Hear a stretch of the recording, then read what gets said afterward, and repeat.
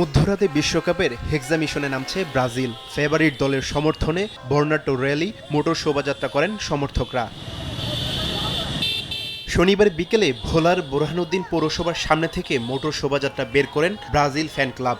শহরে গুরুত্বপূর্ণ সড়ক প্রদক্ষিণ করেন তারা।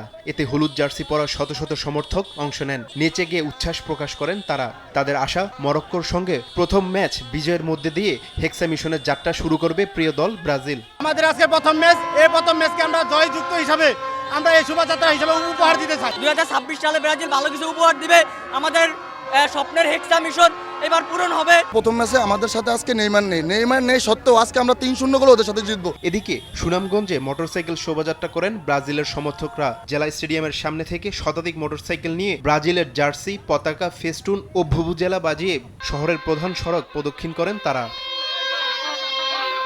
মরক্কোর বিপক্ষে মাঠে নামার আগেই ফেভারিট দলের পূজা করেন গাইবান্ধার ভাটপাড়া গোপালপুরের ঠাকুরবাড়ি এলাকার এক ব্রাজিল ভক্ত। তার বিশ্বাস, মাঠে খেলবেন নেইমাররা, কিন্তু উপরওয়ালার আশীর্বাদ না থাকলে গোলপোস্ট নাকি মুখ ফিরিয়ে নেয়। ব্রাজিল কয়েকটা বিশ্বকাপে একটু তারা সাপোর্টারদের মন জয় করতে পারেনি। আমি ঈশ্বরের কাছে এটাই প্রার্থনা করতেছি, এবার যেন আমি হেক্সা মিশনটা কমপ্লিট করতে পারি। আমি যদিও আর্জেন্টিনার দল করি, আমার হাজবেন্ড বা আমার স্বামী সে ব্রাজিলের দল করে। এদের মনোবাসনা পূর্ণ করার জন্য আজকে আমার বাড়িতে একটু পূজার আয়োজন করা হয়েছে। তবে তার পরিবারের বয়োজ্যেষ্ঠ সদস্যরা সবাই আর্জেন্টিনার ভক্ত।